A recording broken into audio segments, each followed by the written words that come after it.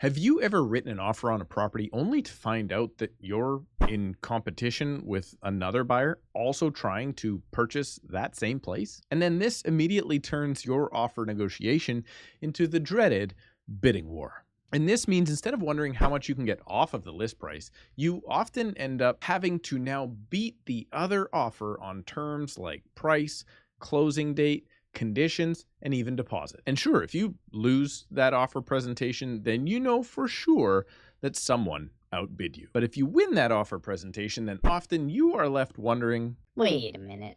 Was there really another offer? or was that listing agent lying about other interested parties with competing bids? And that has you wondering if you paid more for the house than you really needed to. Well, if that's you, you are not only going to want to watch this video all the way to the end, but I would also like you to share your story about how your multiple offers went down below in the comments so I can hear more about your experience in this market. And if you are currently a buyer in my market of the Lower Mainland of BC, well, I have good news for you. Finally, yes, finally, the real estate industry is creating transparency so everyone feels better about the transaction. And it's actually happening in a very good way, or at least what I consider to be the right way, because political parties at all levels like to pitch to their voting base that the only thing that can help the real estate market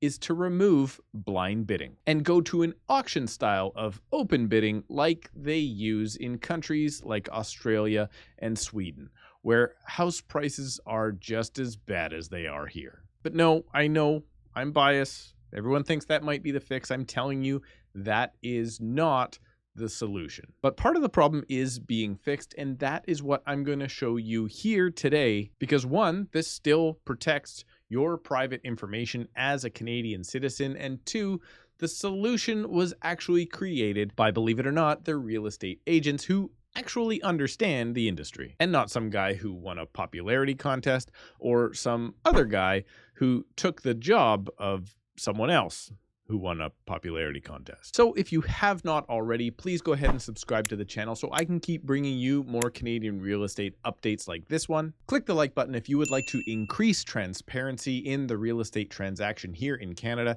and let's hop into how real estate agents and not real estate regulators like the BCFSA or even the provincial government are helping consumers in a real way that will increase confidence in the market for everyone involved. Now, what has gone on is this. The Vancouver Real Estate Board, my board here in the Fraser Valley, and the Chilliwack Real Estate Board have gotten together, and although we do not have the power to change real estate law, the real estate agents can decide how they are going to work together. So the rules of cooperation, as we call them, have now been changed to include a disclosure form called the DMPO, or the Disclosure of Multiple Offers Presented form, which, if you are keeping track, should probably be called the DMOP. I wonder if that name's an error or done on purpose. Oh well, moving on. To show you exactly how this form will work and what you will get to see or not see as a consumer in a multiple offers transaction,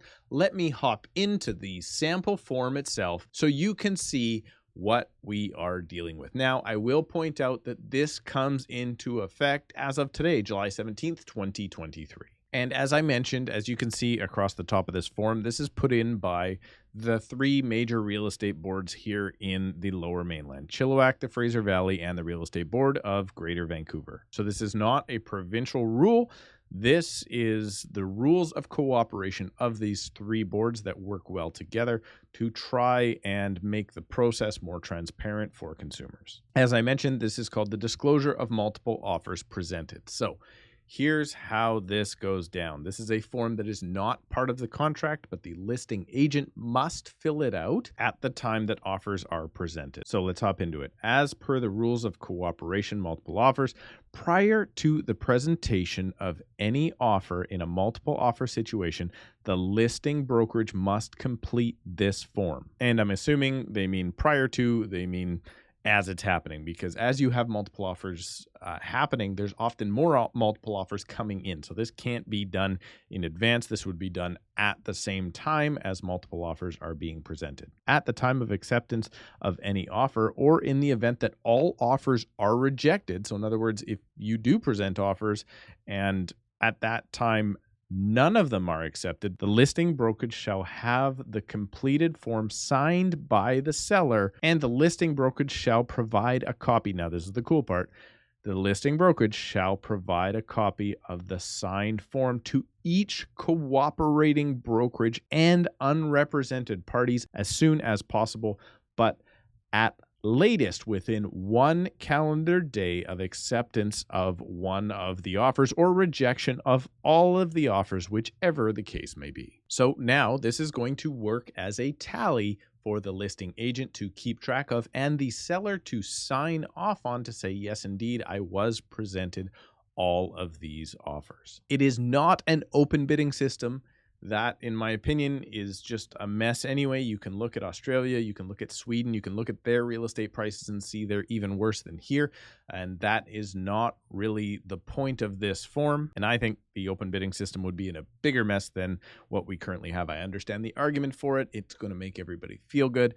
But this is a step in the right direction. I'm going to point out again, it's done by the real estate agents. Hopping back into the form, obviously, we're going to fill out the property and the MLS number. I guess that's relevant because you could have the MLS, same property, but a new fresh listing. So that's very good.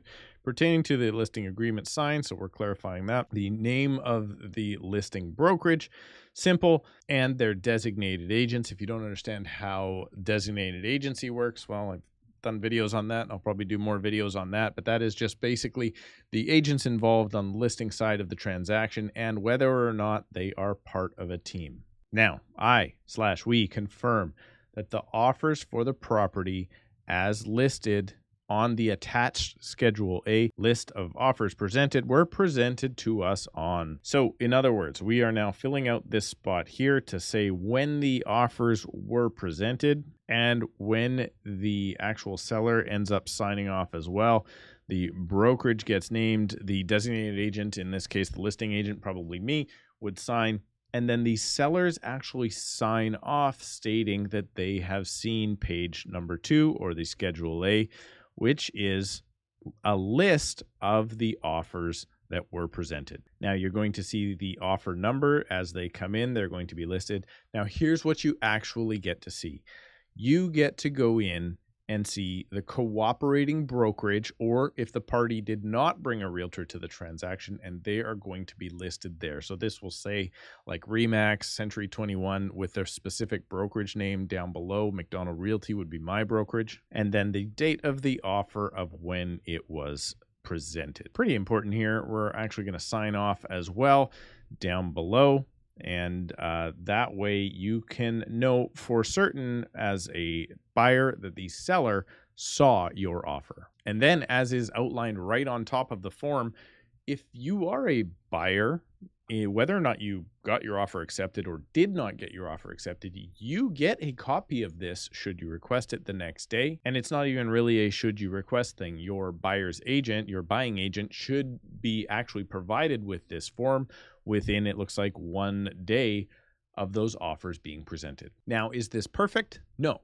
It's not a perfect system, but it is a step in the right direction. So both the listing agent and the seller sign off saying that these were the offers presented, and now this gets returned back to the buyers so they understand exactly what they were up against, and they can cross-reference this to make sure that they were told the right thing at the time of offer presentation. And then here's where you go from that point in time. If you think the information on this form that was provided was incorrect, or maybe the listing agent and the seller got together and still did not tell the truth after providing you this form, well, we as real estate agents must keep all incoming offers on hand for at least 1 year. Even if our sellers did not accept those offers, we have to keep them either in our emails or in our filing system somehow, in order to go back in case there are any questions from maybe a party that did not believe that they were in fact in a multiple offer situation, or maybe they don't feel that they were told the right amount of offers so that they could put their best foot forward and have a chance of getting their offer accepted. So let me know if you think this is a step in the right direction to help increase consumer confidence in the marketplace, or if you're still waiting for Justin Trudeau to force you to sell your home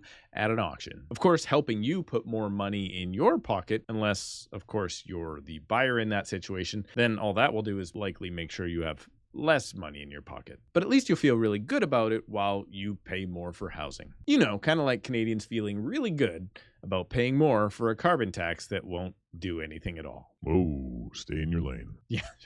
Should probably stick to real estate. However, if you do have money left over after the recent government-induced inflation and you're looking to buy a home in my market of Surrey or the Fraser Valley, well, you can book a call with me right now using the link in the description below. Please subscribe, click the like button, and we'll see you in a couple of days.